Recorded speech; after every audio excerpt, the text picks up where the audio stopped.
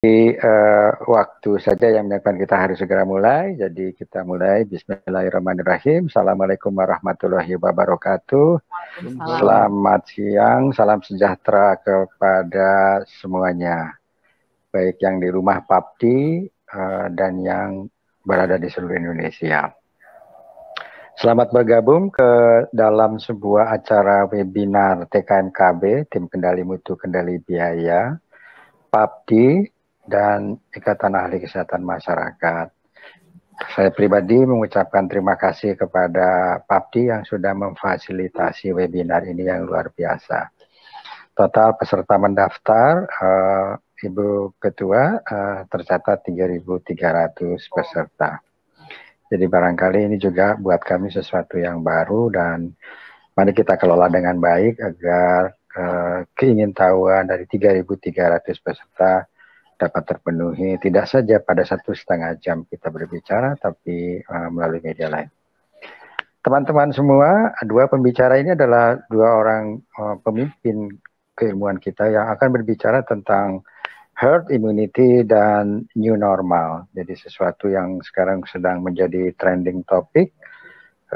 Semua orang bicara tentang herd immunity dan semua orang bicara new normal. Dan sayangnya barangkali banyak sekali interpretasi jalanan istilah zaman dulu dan atau persepsi yang beragam di dunia maya. Oleh karena itu penting sekali kita mendengarkan dari kedua prominent presenter pada hari ini.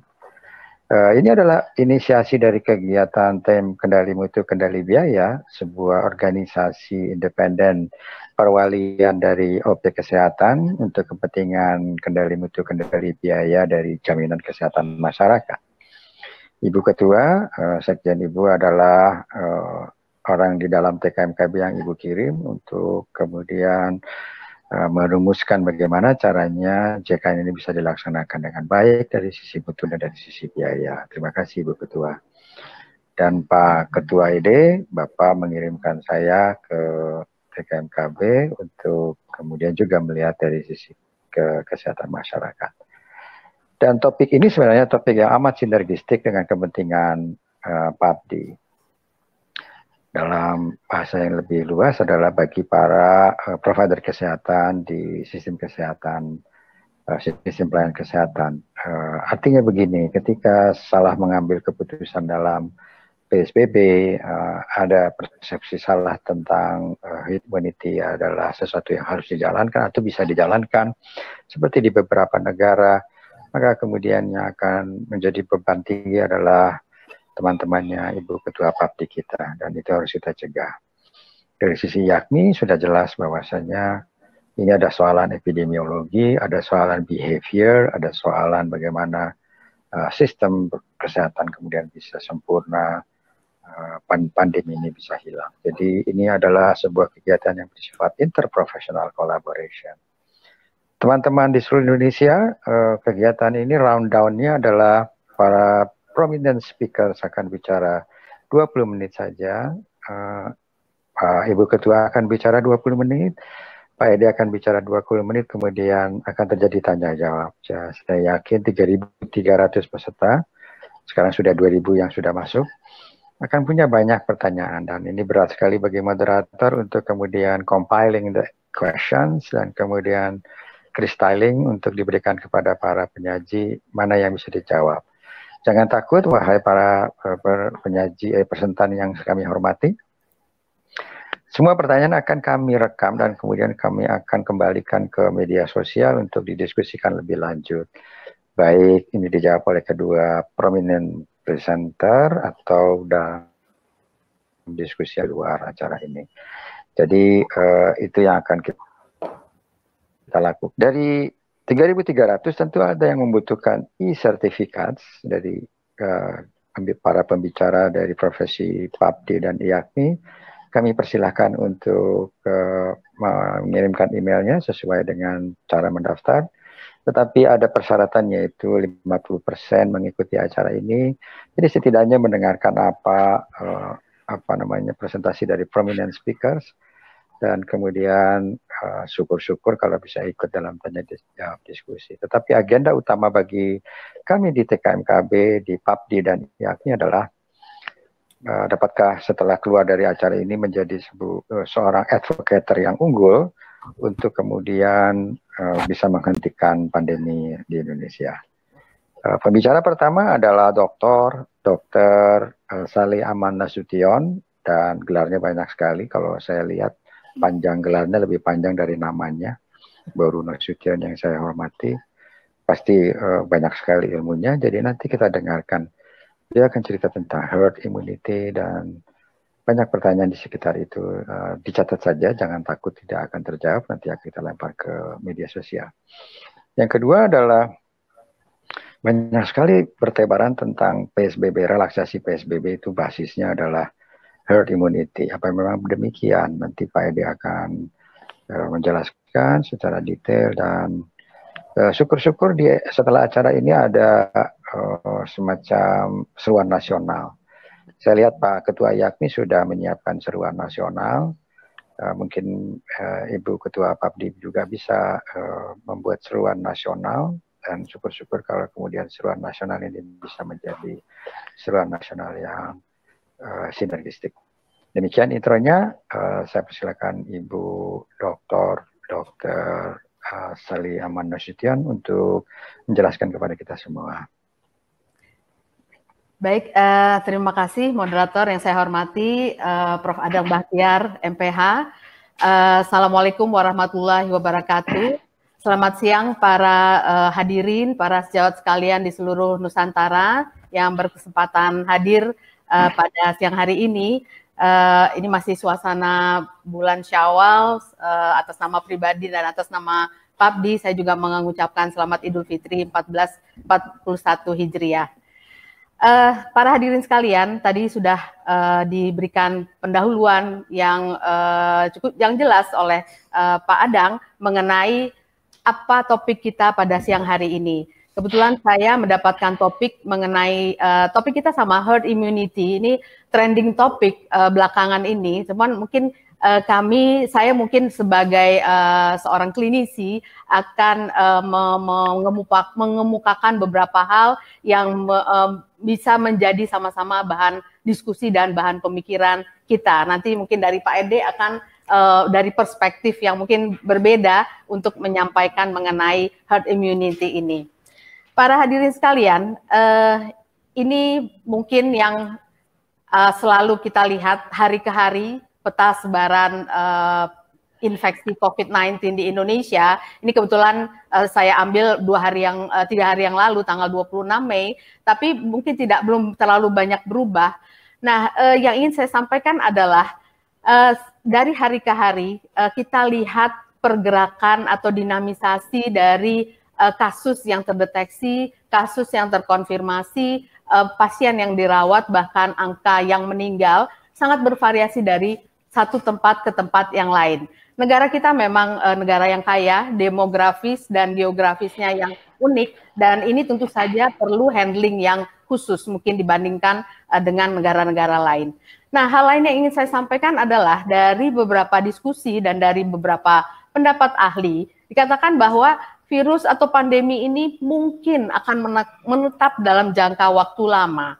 Apakah iya seperti itu? Karena kita lihat sekarang ini sudah memasuki bulan ketiga sejak awal Maret yang lalu kasus terkonfirmasi di Indonesia, dan kita lihat dari satu daerah ke daerah yang lain dinamikanya sangat-sangat variasinya sangat-sangat lebar.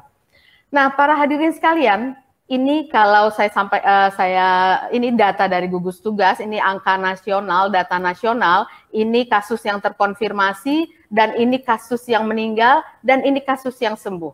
Angkanya kalau kita lihat masih berfluktuatif. Ini karena angka nasional.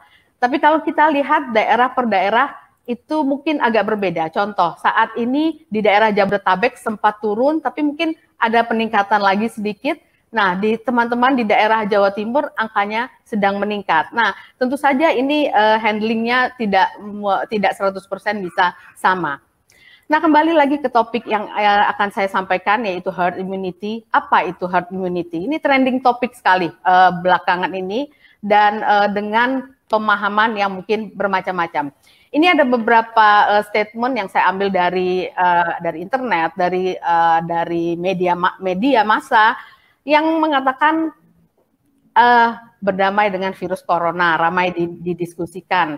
WHO ingatkan bahaya herd immunity. Kemudian apa itu herd immunity? Kenapa bisa menyebabkan kematian massal? Apakah memang seperti itu? Kemudian ini ada yang mengatakan lagi bahwa herd immunity dalam menghadapi pandemi COVID-19 ini hanya tercapai melalui vaksinasi. Apakah seperti itu?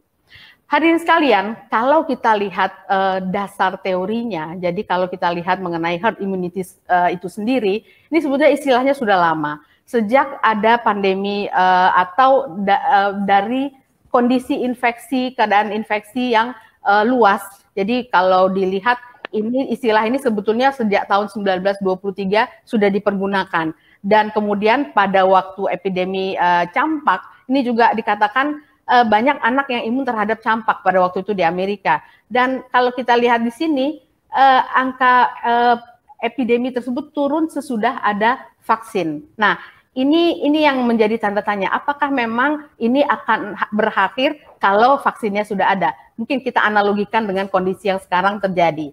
Nah, para hadirin sekalian, kalau kita lihat per definisi, kalau mungkin saya coba terjemahkan, herd immunity ini adalah perlindungan dari satu kelompok populasi yang dicapai dengan mengurangi atau memutus rantai penularan agen infeksi, karena di populasi tersebut sebagian besar sudah resisten atau sudah imun terhadap infeksi yang sedang berlangsung tersebut. Nah, cara resisten atau imun ini bisa dalam garis besar bisa dicapai dua cara, yaitu dengan imunisasi vaksin atau infeksi yang alami, natural infection yang terjadi. Nah, para hadirin sekalian, kalau kita lihat ada beberapa istilah yang nantinya akan sering kita dengar kalau kita bahas mengenai herd immunity. Yaitu yang pertama, imunitas atau kekebalan tubuh sebetulnya startingnya atau mulainya adalah di tingkat individu dulu. Kita semua sebagai terutama pada populasi dewasa, pada tingkat individu di diri kita akan membentuk imunitas kalau ada serangan dari luar. Ya, ini mungkin dibahasakan lebih mudahnya. Nah, itu disebut dengan adaptive immunity. Nah, cara mencapainya bisa dua cara besar, yaitu natural infeksi, dengan kita terinfeksi dulu oleh paparan infeksi apapun itu, salah satunya virus, kemudian kita menjadi imun terhadap agen tersebut, atau diberikan vaksin. Nah, pada kondisi pada kondisi tertentu tersebut, imunitas individu ini akan dikonversi ke populasi dalam skala tertentu. Jadi kalau dikonversikan sehingga individu yang pernah terinfeksi tersebut dan imun, dia secara tidak langsung akan memproteksi individu lain yang masih naif atau belum pernah terinfeksi. Nah, ini bisa terjadi kalau individu-individu yang imun itu terdapat jumlahnya dalam proporsi yang besar di satu populasi. Nah, ini ada beberapa istilah-istilah herd immunity, kemudian ada threshold herd immunity, ada R0, ada RI, kemudian ada transmission, dan lain sebagainya. Ini nanti saya akan jelaskan. Para saudara sekalian, ini yang perlu mungkin kita lihat dulu. Kalau kita mau bicara tentang herd immunity, terutama yang konteksnya dalam pandemi infeksi virus saat ini, yaitu virusnya virus coronavirus, sebetulnya sudah ada sejak tahun 2002, SARS-CoV-1. Kemudian 2012 ada MERS-CoV. Kemudian 2019 akhir muncullah SARS-CoV-2 atau yang sekarang kita kenal dengan COVID-19. Nah, hadirin sekalian, yang penting mungkin dilihat di sini karakteristik sebagai suatu kondisi yang menyebabkan pandemi global ada dua, yaitu R0 atau reproductive number, artinya berapa kekuatan si virus itu membuat second infection ke host lain. Ya, jadi misalnya satu orang terinfeksi, dia akan menginfeksi sekian orang di sekitarnya. Nah, itu disebut R0. Pada waktu awal, ini data Februari, pada waktu awal-awal sekali, dikatakan untuk SARS-CoV-2 ini reproductive number-nya antara 2,2 sampai 2,6. Nah, saat ini sangat range-nya besar. bahkan dikatakan ada 1,9 sampai 3,5, sangat bervariasi. Nah, kemudian ini epidemic doubling time-nya, berapa lama dalam hitungan hari si virus ini bisa menyebabkan kejadian doubling pada yang terinfeksi akibat virus tersebut. Nah, hadirin sekalian, ini mungkin contoh R0 atau basic reproduction number dari beberapa infeksi virus yang lain. Kalau kita lihat SARS-CoV-2 di sini, jadi kira-kira rata-rata 2, sekian atau 3. Nah, beda dengan measles yang sampai lebih dari 14. Nah, saudara sekalian, saya mungkin mundur sedikit sebelum herd immunity yang ke populasi, ini akan diawali dengan timbulnya respon imunitas individu masing-masing. Jadi kalau kita lihat di sini, SARS-CoV-2 itu masuk melalui ada yang namanya angiotensin converting enzyme 2 melalui reseptornya, dan paling banyak yang akan masuk melalui menuju ke alveoli paru, sehingga keluhan yang paling banyak adalah keluhan di respiratory atau di saluran pernafasan. Nah, para hadirin sekalian, kalau SARS-CoV-2 ini sudah masuk ke hostnya atau pejamu atau manusia, dia akan mempengaruhi sistem imunitas. Jadi yang pertama dipengaruhi adalah interferon, kemudian replikasi virus ini akan men-trigger kondisi hiperinflamasi. Nah, ini akan tergantung dari sistem imun seseorang individu tersebut. Dan kemudian kalau misalnya jumlahnya banyak, ini akan terjadi aktivasi neutrofil, kemudian inflammatory cytokine yang lain, monocyte, makrofag, dan ini akan menginduce terbentuknya antibodi spesifik, yaitu yang berperan di sini adalah sel T helper 1 dan 17.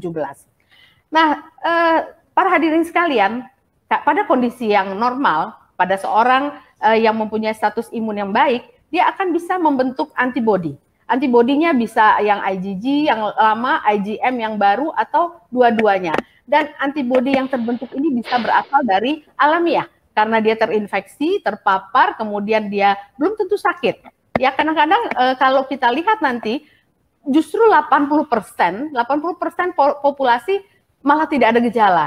Ya, kita sebut orang tanpa gejala, tapi dia terinfeksi. Nah, ini yang bahaya. Karena apa? Kalau dia terinfeksi, tidak ada gejala, dia risiko untuk menulari ke orang-orang sekitarnya.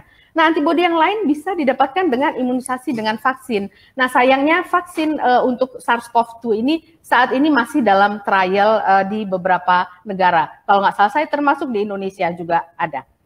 Saudara sekalian, ini saya mau memperlihatkan apa yang terjadi pada tubuh kita kalau terjadi infeksi, dalam hal ini virus. Virusnya contoh SARS-CoV-2 ini.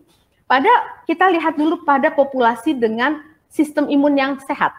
Respon imun yang terjadi adalah begitu si virus masuk, dia akan ditangkap oleh makrofag, terutama kalau masuk di alveol atau saluran pernafasan. Dan neutralizing antibody yang terbentuk akan membuat virus ini inaktif.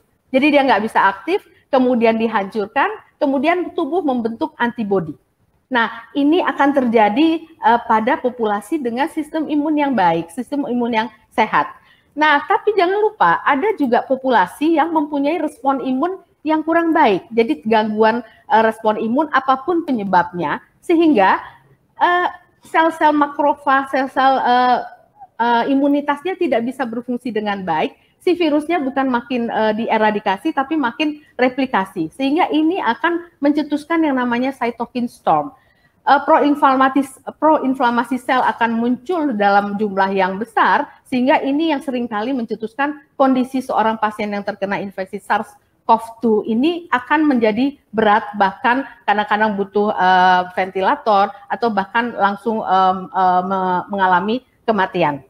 Nah, selain itu, ini kalau kita lihat dengan imun respon yang kurang baik, inflamasi ini akan meluas tidak hanya di sistem pernafasan, sehingga akan terjadi gangguan di multi organ, semua organ. Jadi tidak hanya paru. Itu yang membuat kondisi ini kurang menguntungkan untuk seorang yang terkena infeksi SARS-CoV-2 tersebut.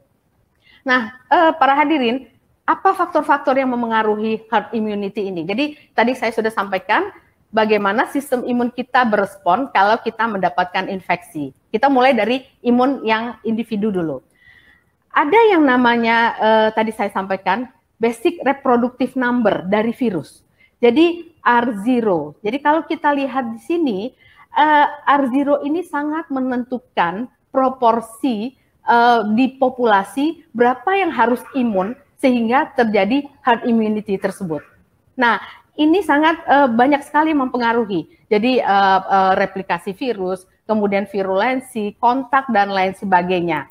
Sehingga kalau dilihat di sini, threshold ini ada threshold, jadi kalau misalnya R0-nya ada 2, ini di sini threshold-nya jadi dibalik 1 kurang 1 per R0, jadi kira-kira 50%, diharapkan 50% pasien populasi tersebut imun, baru terdapat efek herd immunity untuk susceptible host yang lain.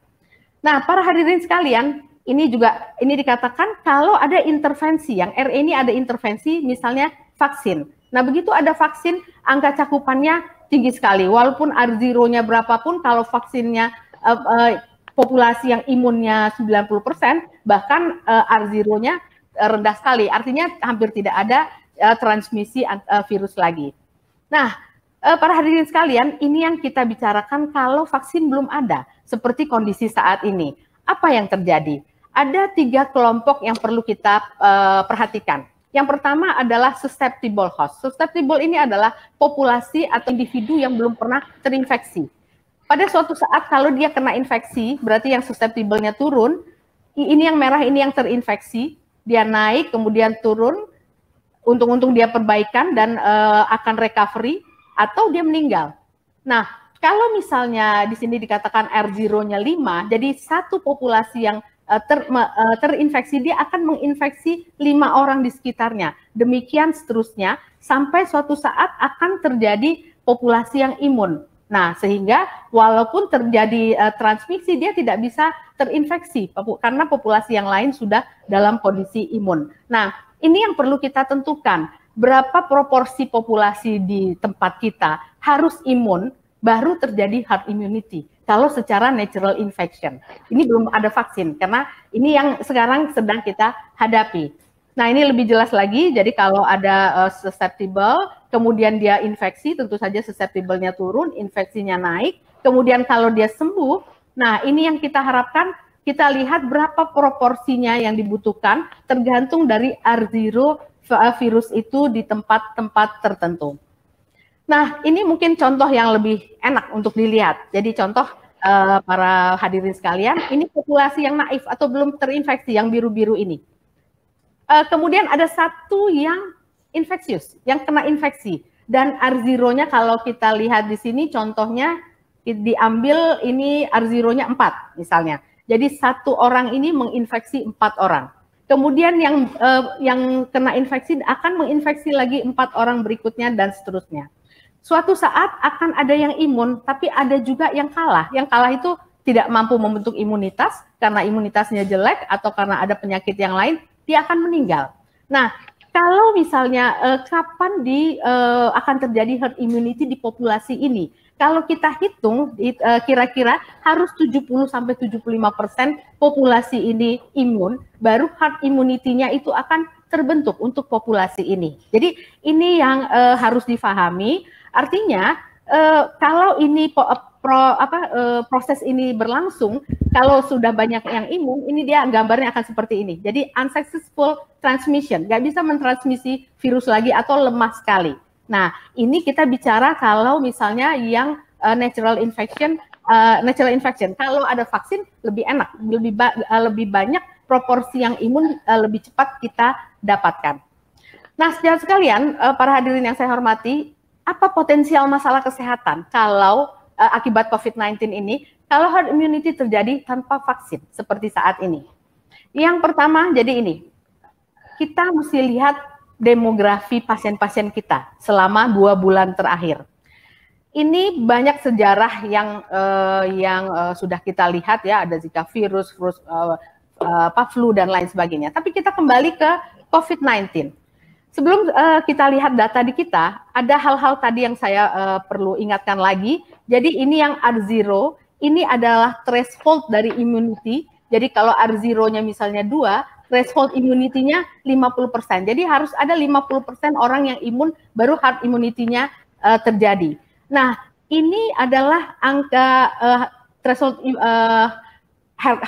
herd immunity di berbagai infeksi virus yang sudah ada sebelumnya.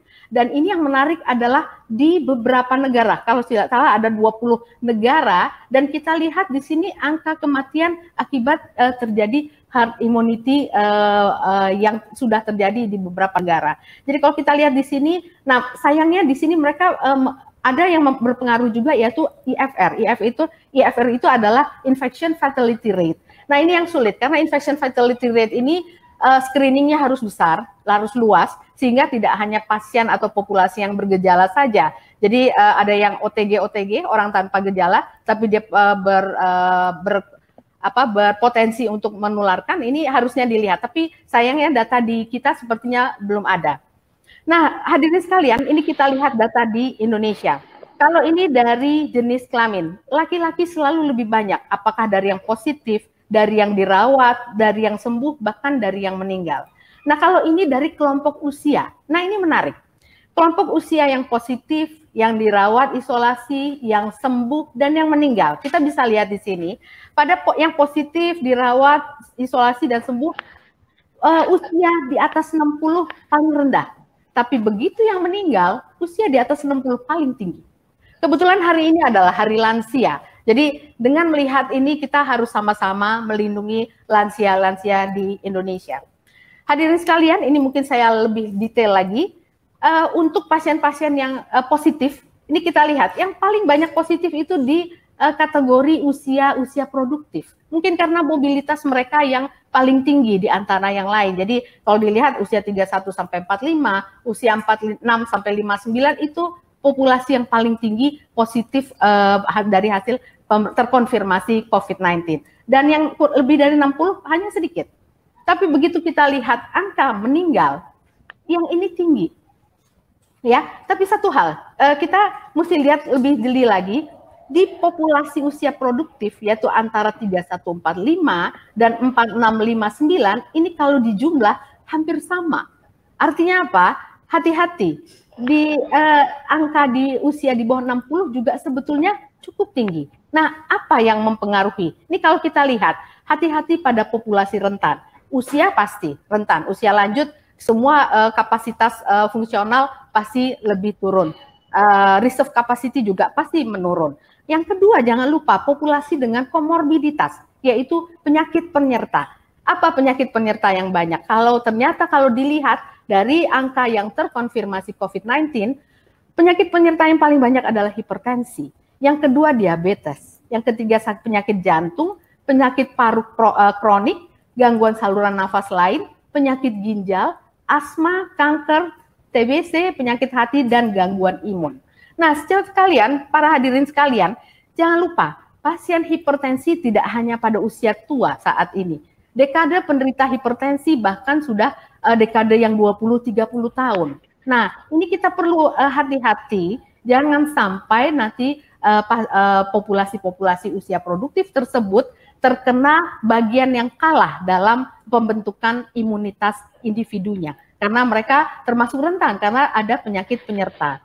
Sehingga kami dari profesi sebetulnya untuk gambar ini, grafik ini, berpesan, terutama pada individu yang sudah memiliki penyakit penyerta atau komorbid, jangan lupa pola hidup bersih dan sehatnya tetap, ikuti aturan pemerintah, dan ini yang penting para Bapak Ibu sekalian, kontrol ketat penyakit penyerta yang sudah ada sebelumnya. Jadi konsumsi obat-obatan yang sudah rutin dipergunakan, dan satu lagi, sudah waktunya sekarang untuk kontrol kembali ke dokter yang merawat. Bisa datang ke rumah sakit atau ada beberapa rumah sakit yang menggunakan fasilitas telemedicine. Nah, untuk apa? Pada waktu awal pandemi ini terjadi, memang kami dari profesi, hampir semua profesi menghimbau para pasien-pasien kami tidak datang ke rumah sakit kecuali emergency. Tapi ini sudah berlangsung sekian bulan, dan kalau memang kondisinya saat ini ada beberapa perubahan kebijakan yang akan dilaksanakan, mungkin kita Bapak Ibu sekalian perlu untuk mempersiapkan diri kontrol seperti sebelumnya. Tapi dengan catatan, tentu saja aturannya beda dengan yang lalu. Aturan yang sederhana saja. Sekarang hampir semua rumah sakit memberlakukan semua pasien maupun pengunjung menggunakan masker, minimal itu ya. Nah, ini ada beberapa perubahan yang memang harus kita sama-sama ikuti. Bapak Ibu sekalian, ini mungkin contoh yang lain lagi mengenai herd immunity. Kalau misalnya ini populasi yang tidak imun sama sekali, ini kemudian ada yang terinfeksi, dia akan menginfeksi sekian kali tergantung angka reproduksi dasarnya tadi. Nah, kalau ini ada sebagian yang sudah imun, yang imun ini tidak akan terkena, dan kalau ini yang sudah, kalau ini paling banyak kalau sudah ada vaksinnya lebih enak ya. Jadi yang populasi yang imun lebih banyak, sehingga kemampuan transmisi virusnya akan slow down, akan menurun atau bahkan mudah-mudahan bisa ditiadakan. Bapak Ibu sekalian, nih ada saya ambil model skenario dari Bappenas. Pada Maret, ini sudah cukup lama, pada waktu awal-awal pandemi ini terjadi, dari beberapa ahli, saya mengambil ini untuk lihat kondisi di Indonesia. Jadi berapa sih R0 basic reproduction rate-nya COVID-19 ini di Indonesia, yaitu adalah rata-rata jumlah kasus baru yang disebabkan oleh setiap orang yang terinfeksi. Jadi orang yang terinfeksi, dia bisa menginfeksi berapa orang. Pada waktu itu dikatakan R0-nya itu berkisar antara 1,5 sampai 3,5. Nah, ini artinya kalau misalnya kita mau menerapkan herd immunity terbentuk dan slow down dari transmisi virus, harus ada 40-70% populasi yang terinfeksi dan membentuk imunitas. Baru akan terjadi herd immunity by natural infection, karena belum ada vaksin.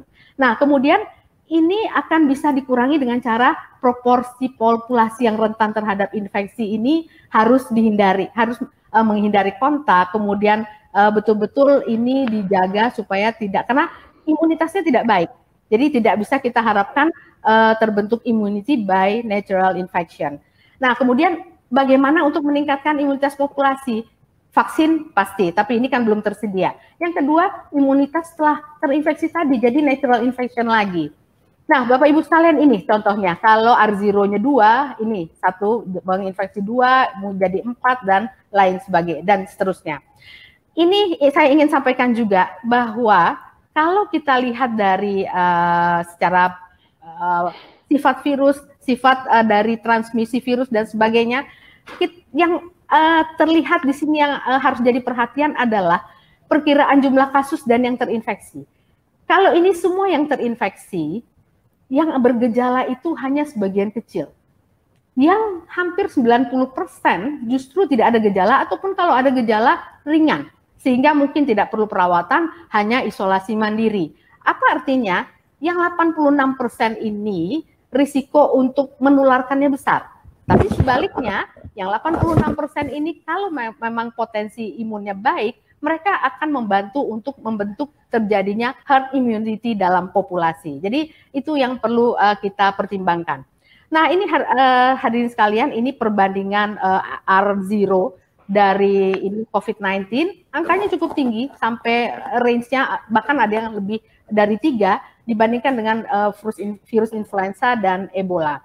Dan ini ada beberapa studi-studi yang memperlihatkan R0 dari beberapa negara yang memang sudah terinfeksi. Dan kalau kita lihat di sini, R0 yang kecil-kecil, yang hanya 1 atau bahkan di bawah 1, ini untuk membentuk herd immunity-nya makin kecil, populasi yang dibutuhkan imun untuk menjadi imun. Jadi target kita memang R0-nya sekecil mungkin, kalau bisa di bawah 1, karena kalau di bawah 1, slow down dari transmisi virus tadi akan terjadi sebelum muncul vaksin yang bisa kita gunakan. Jadi saudara sekalian, ini mungkin tambahan lagi, ini kalau sudah ada nanti vaksinnya. Jadi berapa persen dari populasi harus divaksin? Kalau sekarang kan berapa persen dari populasi harus terinfeksi dan membentuk imunitas sehingga dia akan memberikan indirect protection untuk populasi yang lain. Sejauh sekalian, ini mengenai vaksin. Jadi banyak sekali ternyata kandidat vaksin yang masih dalam trial klinis, karena tentu saja namanya vaksin, namanya obat, pasti safety untuk yang penggunanya juga harus dipikirkan, sehingga harus melalui beberapa fase. Para hadirin sekalian yang saya hormati, di akhir presentasi ini mungkin ada beberapa take home message yang ingin saya sampaikan. Yang pertama, tadi pada waktu awal saya sudah ingatkan pandemi global COVID-19 ini masih berlangsung, dan ada beberapa ahli yang mengatakan mungkin menetap, kita tidak tahu. Tapi yang kedua, the life must go on. Jadi hidup harus terus berjalan. Nah, pertimbangannya ya kami dari profesi sangat mengerti mengenai ekonomi dan lain-lain aktivitas yang lain yang sudah 2-3 bulan ini terhenti sama sekali. Tentu saja itu mungkin akan diberlakukan, akan dijalankan lagi. Tapi dengan tatanan yang berbeda dari sebelumnya. Contoh sederhana saja, tatanan berbeda atau sekarang disebutnya new normal. Kami sebagai dokter di tempat praktek, dulu tidak harus menggunakan gown atau masker lah minimal. Tidak semua kasus kami memakai masker, sekarang harus memakai masker. Gown juga tidak hanya kami, perawat yang membantu, teman-teman di laboratorium juga harus menggunakan hal yang sama untuk menghindari kontak, menghindari transmisi virus menularkan maupun ditulari. Kemudian vaksin tadi saya sudah sampaikan masih dalam penelitian, mudah-mudahan tidak lama lagi bisa muncul vaksin yang sesuai. Kemudian herd immunity ini tadi, apakah dari infeksi yang natural ataukah vaksin? Dan ini perhatian khusus pada populasi yang rentan, usia lanjut, dan populasi dengan komorbiditas beberapa penyakit yang tadi saya sudah sampaikan. Dan PHBS, ini sebetulnya program yang sudah lama, pola hidup bersih dan sehat, tapi mungkin ditambah physical dan social distancing, kemudian cuci tangan lebih sering, pakai masker, dan sekali lagi kontrol penyakit penyerta.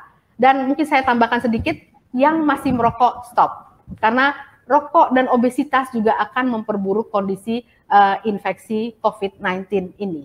Dan screening test tetap diperlukan untuk mengetahui jumlah populasi yang terinfeksi. Dan berikutnya, selamatkan orang-orang di sekitar kita, ya, dengan cara yang tadi sudah saya sampaikan, ikuti aturan pemerintah yang ada, PHBS dan lain sebagainya, dan tentu saja kita berdoa kepada Allah Subhanahu wa Ta'ala. Baik, itu mungkin yang saya sampaikan, mudah-mudahan bermanfaat. Terima kasih. Assalamualaikum warahmatullahi wabarakatuh. Waalaikumsalam warahmatullahi